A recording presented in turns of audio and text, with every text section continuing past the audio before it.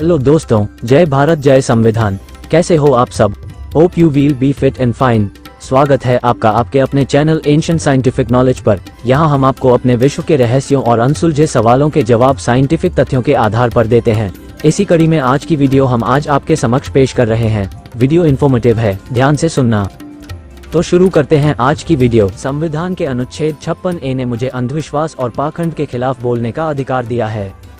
यदि आप खुद को पढ़ा लिखा मानते हो तो जो गलत है तो उसके खिलाफ बोलो, लिखो और समाज को तर्कवान बनाओ। समाज में साइंटिफिक टेम्परामेंट का विकास करने में हेल्प करो जी। आपका सहयोग भारत को पाखंड मुक्त, सभ्य और शिक्षित, साथ ही साइंटिफिक टेम्परामेंट आधारित तर्कशील भारत बनाने में प्रमुख योगदान देगा। तो दोस्तों, शुरू करते हैं आज की एक और मजेदार ज्ञानवर्धक वीडियो। ध्यान से न्यूट्रल होकर वीडियो को सुनो और वीडियो का कंटेंट आपको ज्ञानवर्धक लगे तो वीडियो को लाइक, शेयर करो और कमेंट करके बताओ ऐसे ज्ञानवर्धक वीडियो और किस टॉपिक पर आप सुनना पसंद करेंगे। दोस्तों, आज हम एक और काल्पनिक कैरेक्टर के बारे में आपको जानकारी दे रहे हैं। काल्पनिक इसलिए कह रहे हैं क्योंकि इनका जन्म ही अजीबोगरीब ढंग से दिखाया गया है और इस कैरेक्टर को 2 काल्पनिक युगों में दिखाया गया है। कैरेक्टर का नाम है श्रृंगी ऋषि। अगले एपिसोड में हम इसके पुरातात्विक सबूतों पर चर्चा करेंगे।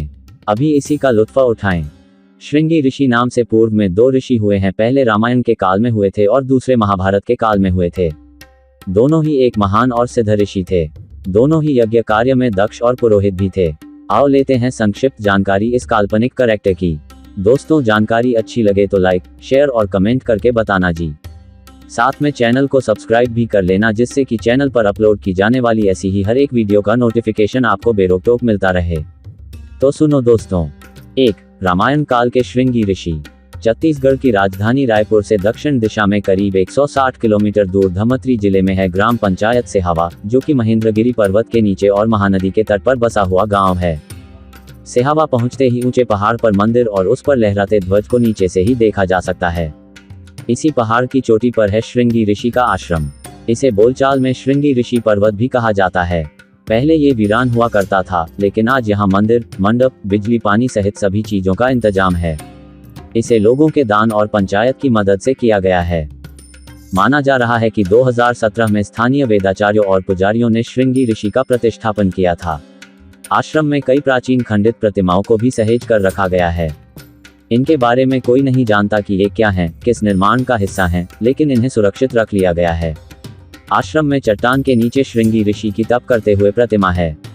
श्रद्धालु यहाँ आते हैं, पूजा करते हैं। इस आश्रम का प्रबंधन और रखरखाव गांव के ही पुजारी और स्थानीय वेदाचार्य करते हैं। श्रृंगी ऋषि को ऋषि श्रृंग भी कहा जाता है। श्री राम का श्रृंगी ऋषि से सीधा नाता था। श्रृंगी ऋषि कश्यप के पौत्र और ऋषि विभांडिक पुत्र थे। एक दिन जब विभांडिक नदी में स्नान कर रहे थे, तब नदी में ही उनका वीर्यपात हो गया। उस जल को एक हिरणी ने पी लिया था, जिसके फलस्वरूप श्रृंगी ऋषि का जन्म हुआ था। एक बार एक ब्राह्मण अपने क्षेत्र में फसल की पैदावार के लिए मदद करने के लिए राजा रोमपद के पास गया, तो राजा ने उसकी बात पर ध्यान नहीं दिया। अपने भक्त की बेइज्जती पर गुस्साए इंद्रदेव ने बारिश नहीं होने दी, जिस वजह से सूखा पड़ गया। तब राजा ने श्रृंगी ऋषि को यज्ञ करने के लिए बुलाया। यज्ञ के बाद भारी वर्षा हुई। जनता इतनी खुश हुई कि देश में जश्न का माहौल बन गया। तभी वशिनी और रोमपद ने अपनी गोद ली हुई बेटी शांता का हाथ श्रृंगी ऋषि को देने का फैसला किया। राम की गोद ली हुई बहन शांता का विवाह महर्षि विभांडिक के पुत्र श्रृंगी ऋषि से हुआ। रामचरितमानस के बालकांड में बताया गया है कि जब राजा दशरथ को उत्तराधिकारी के रूप में पुत्र नहीं प्राप्त हो रहा था, तब वो बड़े परेशान रहने लगे थे। तब महर्षि वशिष्ठ ने उन्हें श्रृंगी ऋषि के शरण में जाने की सलाह दी थी। राजा दशरथ और इनकी तीनों रानियां इस बात को लेकर चिंतित रहती थीं कि पुत्र नहीं होने पर उत्तराधिकारी कौन होगा। इनकी चिंता दूर करने के लिए ऋषि वशिष्ठ सलाह देते हैं कि आप अपने दामाद श्रृंगी ऋषि से पुत्रेष्ठी यज्ञ करवाएं। इससे पुत्र की प्राप्ति होगी। दशरथ ने उनके मंत्री सुमंत की सलाह पर पुत्र कामेष्ठी यज्ञ में महान ऋषियों को बुलाया। इस यज्ञ में दशरथ ने श्रृंगी ऋषि को भी बुलाया। श्रृंगी ऋषि एक पुण्य आत्मा थे तथा जहाँ वे पांव रखते थे वहाँ यश होता था। सुमंत ने श्रृंगी ऋषि को मुख्य ऋत्विक बनने के लिए कहा। दशरथ ने आयोजन करने का आदेश दिया। पहले तो श्रृंगी ऋषि ने यज्ञ करने से इनकार किया, लेकिन बाद में शांता के कहने पर ही श्रृंगी ऋषि राजा दशरथ के लिए पुत्रेष्ठी यज्ञ करने के लिए तैयार हुए थे। कहते हैं कि पुत्रेष्ठी यज्ञ कराने वाले का जीवन भर का पुण्य इस यज्ञ की आहुति में नष्ट हो जाता है। इस पुण्य के बदले और 3 ब्राह्मणों द्वारा नियोग से ही राजा दशरथ को पुत्रों की प्राप्ति हुई। राजा दशरथ ने श्रृंगी ऋषि को यज्ञ करवाने के बदले बहुत सा धन दिया, जिससे ऋग ऋषि के पुत्र और कन्या का भरण पोषण हुआ और यज्ञ से प्राप्त खीर से राम, लक्ष्मण, भरत और शत्रुघ्न का जन्म हुआ। श्रृंगी ऋषि फिर से पुण्य अर्जित करने के लिए वन में जाकर तपस्या करने लगे। ऐसा माना जाता है कि श्रृंगी ऋषि और शांता का वंश ही आगे चलकर सेंगर राजपूत बना। सेंगर राजपूत को ऋग्वंशी राजपूत कहा जाता है। तो महर्षि वशिष्ठ के कहे अनुसार राजा दशरथ सिहावा के महेंद्रगिरी पर्वत में आए और श्रृंगी ऋषि की शरण में जाकर उनसे पुत्रयष्टि यज्ञ करने की प्रार्थना की। कहा जाता है कि राजा दशरथ के साथ श्रृंगी ऋषि अयोध्या गए। वहां उन्होंने यज्ञ किया और उनसे प्राप्त खीर को राजा दशरथ की तीनों रानियों को खिलाया और 3 ब्राह्मणों होता, ऊर्ध्वर्यु और उद्गाता को नियोग हेतु नियोजित किया गया। राजा दशरथ के द्वारा उनको उचित पारितोषिक भी दिया गया था। इसके बाद ही भगवान राम, भरत, लक्ष्मण और शत्रुघ्न का जन्म हुआ था। आश्रम का प्रबंधन देखने वाले वेदाचार्य गोकर्ण मिश्रा का कहना है कि सिहावा के श्रृंगी ऋषि पर्वत पर माता शांता का भी छोटा मंदिर है। माता शांता राजा दशरथ की सबसे बड़ी संतान थी, यानी भगवान राम की बड़ी बहन थी, जिन्हें माता कौशल्या की बहन ने गोद लिया था। राजा दशरथ ने पुत्रयष्टि यज्ञ के बाद श्रृंगी ऋषि को श्रेष्ठ दगिना के रूप में अपनी बेटी शांता को दिया था और इसी कारण श्रृंगी ऋषि आश्रम के पास माता शांता का मंदिर भी बनाया गया है।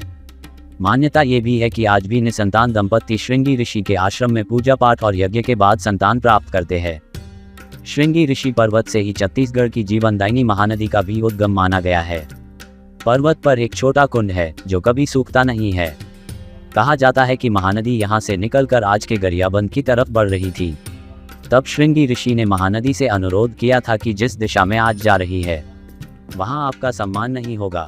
तब महानदी ने अपना रुख मोड़ा और धमत्री, राजिम की तरफ बढ़ी। ये भी कहा जाता है कि वनवास के समय भगवान राम लंबे समय तक महेंद्रगिरी पर्वत के आसपास रहे। छत्तीसगढ़ सरकार ने इस इलाके को राम वन गमन पथ में शामिल किया है। दोस्तों, अब जानते हैं दूसरे श्रृंगी ऋषि के बारे में। 2. महाभारत काल के श्रृंगी ऋषि। पांडवों के स्वर्गारोहण के बाद अभिमन्यु के पुत्र परीक्षित ने शासन किया। उसके राज्य में सभी सुखी और संपन्न थे। एक बार राजा परीक्षित शिकार खेलते खेलते बहुत दूर निकल गए। परीक्षित शिकार के लिए बहुत भटके लेकिन कहीं शिकार नहीं मिला। अंत में वे प्यास बुझाने के लिए भटकते हुए ऋषि शमिक के आश्रम में पहुंच जाते हैं, जहां ऋषि समाधि में लीन मिलते हैं।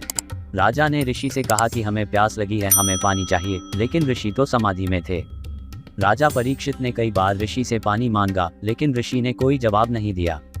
उस वक्त राजा के मुकुट में कलियुग बैठा था। राजा को क्रोध आया और उन्होंने उनका वध करने के लिए धनुष पर बाण चढ़ा दिया, लेकिन संस्कारवश उन्होंने खुद को ऋषि की हत्या करने से रोक लिया। तब उन्होंने वहां मरे पड़े एक सांप को महर्षि शमिक के गले में डाल दिया और वहां से चले गए। उस शमिक ऋषि का किशोर पुत्र श्रृंगी एक नदी में स्नान कर रहा था। उसके साथियों ने उसे बताया कि किस तरह राजा परीक्षित ने उनके पिता के गले में सर्प डाल दिया। श्रृंगी को क्रोध आ गया और वह नदी से अंजुली में जल भरकर राजा को शाप देता है कि आज से 7वें दिन उस राजा को तक्षक नाम का सांप डंसेगा और वह मर जाएगा। बाद में शमिक ऋषि की समाधि खुलती है तो वे पूछते हैं कि यह सांप कहाँ से आया। फिर उन्हें उनका पुत्र श्रृंगी सारा किस्सा बताता है। ये सुनकर शमिक ऋषि अपने पुत्र से कहते हैं कि तुमने बिना जाने ही उन्हें दंड दे दिया वत्स, तुमने एक छोटी सी भूल के लिए इतना भयानक शाप दे दिया। वह राजा वैदिक ऋषियों की रक्षा करने वाला और आर्य धर्म व प्रजा को संरक्षण देने वाला है। उसके मारे जाने से राज्य में अत्याचार और अनाचार बढ़ेगा और इस घोर पाप का दोष तुम्हें भी लेगा। जन्मेजय श्राप के चलते 7वें दिन राजा परीक्षित सांप के डंसने मर जाते हैं। राजा परीक्षित की मृत्यु का कारण जब उनके पुत्र को पता चला तो उन्होंने संकल्प लिया कि मैं एक ऐसा यज्ञ करूंगा जिसके चलते सभी नाग जाति का समूल नाश हो जाएगा। जन्मेजय के यज्ञ के चलते एक एक करके सभी नाग यज्ञ की शक्ति से खींचकर उसमें भस्म होते जा रहे थे। कद्रु और कश्यप के पुत्र वासुकी की बहन देवी मनसा ने नागों की रक्षार्थ जन्म लिया था। अधिकतर जगहों पर मनसा देवी के पति का नाम ऋषि जरत्कारु बताया गया है और उनके पुत्र का नाम आस्तिक है, जिसने अपनी माता की कृपा से सर्पों को जन्मेजय के यज्ञ से बचाया था। तो दोस्तों, ये था 2 जगह इस काल्पनिक करैक्टर को ब्राह्मणवादी तंत्र द्वारा 2 काल्पनिक महाकाव्यों में घुसेड़ने कर इस ऐतिहासिक करैक्टर को इतिहास बनाने का षड्यंत्र। वीडियो अच्छी लगी हो तो वीडियो को लाइक, शेयर और कमेंट करें। आपके कमेंट्स हमारे लिए प्रेरणा स्रोत होते हैं, तो कमेंट करके अपने सुझाव हमें देते रहें। अगली वीडियो में हम इस करैक्टर का दूसरा पहलू भी दिखाएंगे। तो चैनल से जुड़े रहने के लिए चैनल को सब्सक्राइब करो और बेल आइकॉन को प्रेस करो, जिससे अगली वीडियो का नोटिफिकेशन आपको बेरोक टोक जल्द मिल जाए।